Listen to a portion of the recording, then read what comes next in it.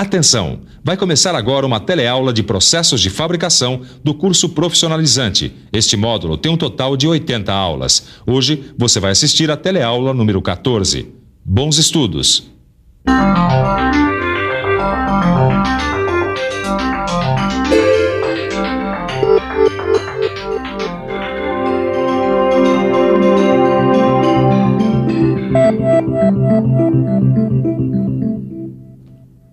Olá, Ananias. Ô, seu Manuel, tudo bem?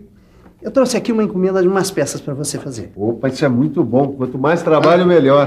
Deixa eu ver o projeto aqui. Ah, muito bem. Ah, mas esse projeto aqui pede um tipo de soldagem que eu não tenho aqui na minha oficina, não. Eu vou ter que mandar fazer fora. Ah, é?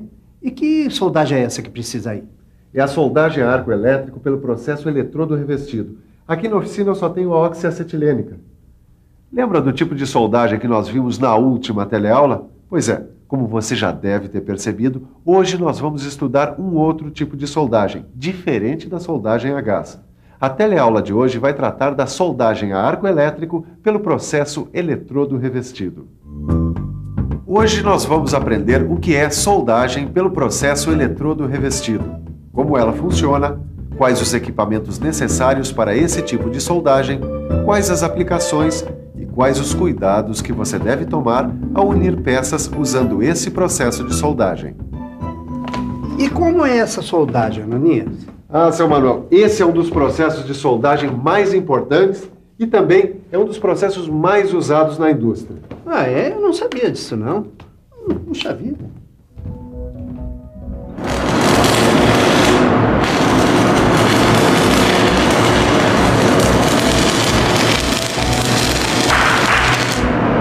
Pronto, Silva. Tô na minha hora de almoço.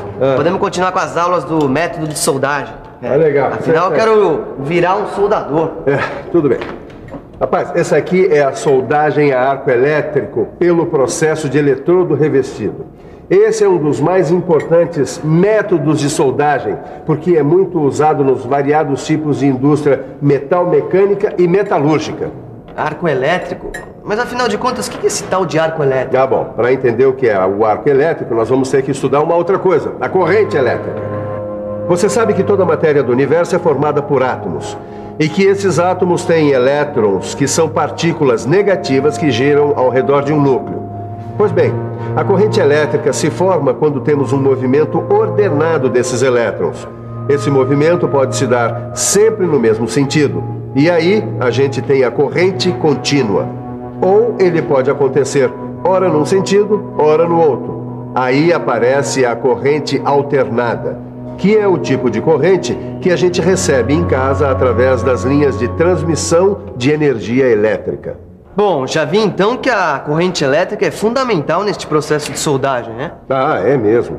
Na soldagem a arco elétrico, o eletrodo, que é esta haste aqui, é aproximada do metal de base assim. É bom lembrar que nessa soldagem o eletrodo corresponde ao polo positivo e o metal de base corresponde ao polo negativo. Um rápido contato entre a alma do eletrodo e a peça a ser soldada é suficiente para fazer o que nós chamamos de abertura do arco elétrico. Interessante, não é? É. Bom, mas agora vai ficar mais interessante ainda, porque nós vamos ver como é que o arco elétrico se forma.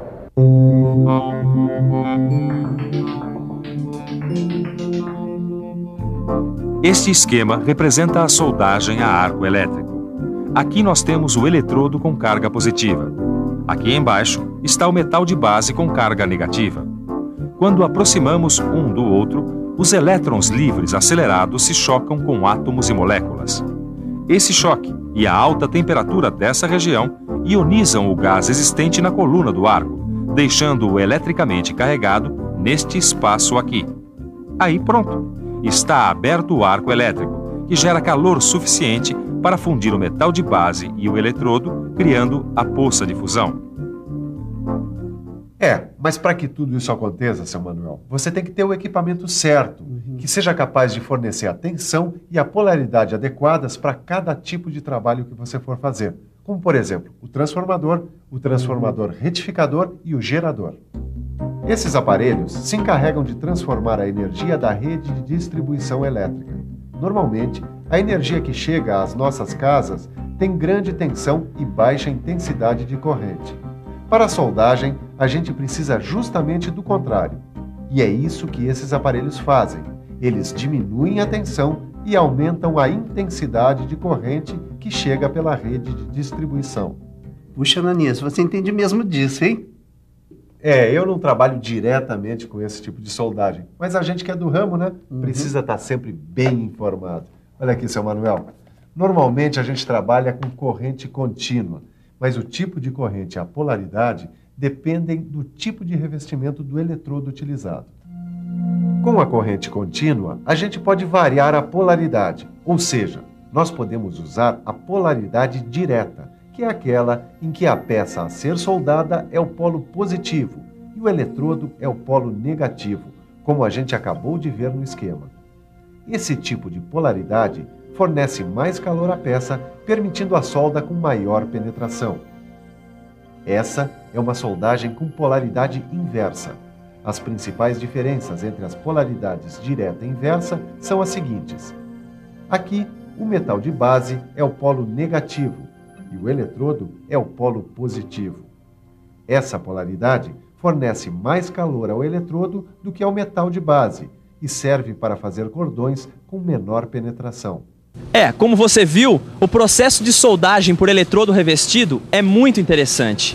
E este é um dos lugares onde ela é usada. O que você ainda não viu é que existem vários tipos de soldagem. Seu Jorge, por favor. O seu Jorge é encarregado da parte de soldagem desta linha de produção e vai nos dizer quais são os principais tipos de soldagem que usam arco elétrico. Bem, nós temos a soldagem a arco pelos processos eletrodo revestido TIG, MIG-MAC, arco submerso, plasma e outros. Obrigado, seu Jorge. Existem vários tipos de soldagem que usam arco elétrico. Só que na teleaula de hoje nós vamos estudar especificamente a soldagem a arco elétrico com eletrodo revestido. Os outros tipos você vai aprender em outras teleaulas que vão vir por aí. Então nós vamos começar falando da proteção da poça de fusão. O que será a proteção da poça de fusão? E no processo de soldagem a arco elétrico com o eletrodo revestido, a proteção é dada pelo revestimento do eletrodo. Espera um pouquinho, eu não entendi. Não, mas é fácil. Basta estudar as características dos eletrodos revestidos. Você quer ver? Olha aqui. Esse daqui é o nosso eletrodo revestido. Pois muito bem. Se você observar bem aqui, olha, ele tem duas partes distintas. Uma aqui no centro e outra por fora. Essa parte central do eletrodo recebe o nome de alma. E a parte de fora recebe o nome de revestimento. A alma pode ou não ser da mesma natureza que o metal de base. Isso porque muitas vezes o revestimento tem elementos que complementam quimicamente a alma. Normalmente o revestimento é formado por elementos de liga, desoxidantes, estabilizadores de arco, formadores de escória, materiais fundentes e materiais que formam a atmosfera protetora. Nem precisa dizer, Silva, já sei. Tanto a composição da alma como a do revestimento podem variar de acordo com os materiais a serem soldados. Olha aqui um desses eletrodos.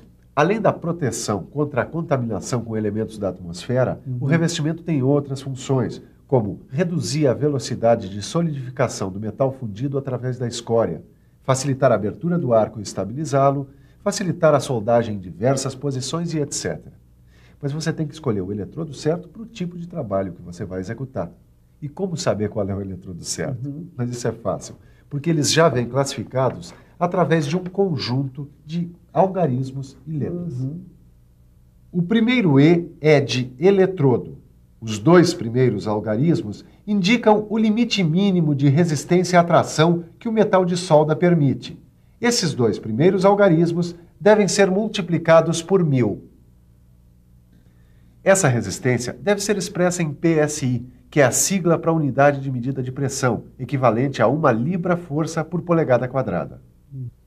Esse terceiro dígito aqui pode ir de 1 a 4 e indica as posições de soldagem nas quais o eletrodo pode ser usado. Este quarto dígito pode ir de 0 a 8 Ele indica, basicamente, o tipo de revestimento e tipo de corrente e polaridade que podem ser usadas com o eletrodo. No seu livro de estudos, você encontra todas as possibilidades a que esses dígitos se referem. Mas vamos dar uma olhada num exemplo só para você pegar a mecânica da coisa. Vamos imaginar um eletrodo com esses algarismos e letras. E, 60, 13. O E indica eletrodo. Esse 60 indica que o limite mínimo de resistência à tração é 60.000 PSI. O 1 indica que este eletrodo pode ser usado em todas as posições de soldagem. E, finalmente, o 3 mostra que esse eletrodo pode ser usado com corrente contínua de polaridade direta ou inversa e com corrente alternada. E é um eletrodo do tipo rutílico. Bem, se você ainda tiver alguma dúvida, consulte o seu livro. Se não tiver, consulte assim mesmo. Ele contém informações muito importantes para você aprofundar o seu conhecimento. Bem, já vimos muita coisa sobre eletrodos hoje, não é, seu Manuel? É. Mas uma coisa muito importante que a gente tem que lembrar é que a conservação desses eletrodos é fundamental para um bom desempenho. Alguns eletrodos são muito sensíveis à umidade. Eles devem ser guardados em estufas especiais, de acordo com as recomendações do fabricante. Assim, você garante um desempenho sempre bom dos eletrodos revestidos. Agora vamos ver como é que se põe a mão na massa?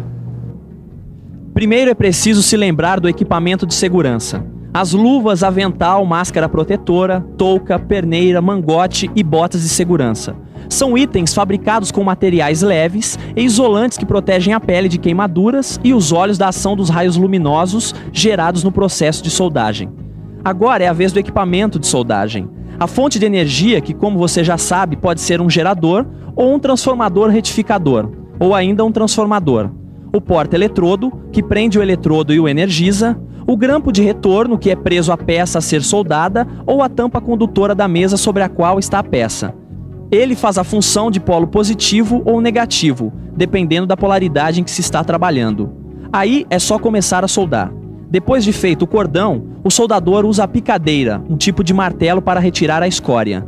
Por último, é a vez da escova de fios de aço, que serve para limpar o cordão de solda. Não perca a informação do seu livro e não perca a hora da revisão que está começando agora. E atenção, se liga aí que é a hora da revisão. Na teleaula de hoje, você aprendeu o que é soldagem a arco elétrico. Viu como a corrente elétrica é importante neste tipo de soldagem. Aprendeu também que existem vários tipos de soldagem a arco elétrico. Nós estudamos principalmente a que usa eletrodos revestidos. Você viu que a proteção é decisiva para a qualidade da solda. E, finalmente, viu que a qualidade de uma soldagem começa com a preparação do material que vai ser soldado. Bom, e você manda fazer um orçamento dessas peças mandando fazer fora? Bom, e muito obrigado por essa aula de soldagem. Agora já estou até entendendo um pouco desse negócio de arco elétrico. Tá, tchau. Obrigado. Tchau, seu Manuel. Tchau. Bom, e eu espero que você também tenha aprendido um pouco sobre soldagem a arco elétrico. Não se esqueça de aprofundar os seus conhecimentos no seu livro. Bons estudos e até a próxima.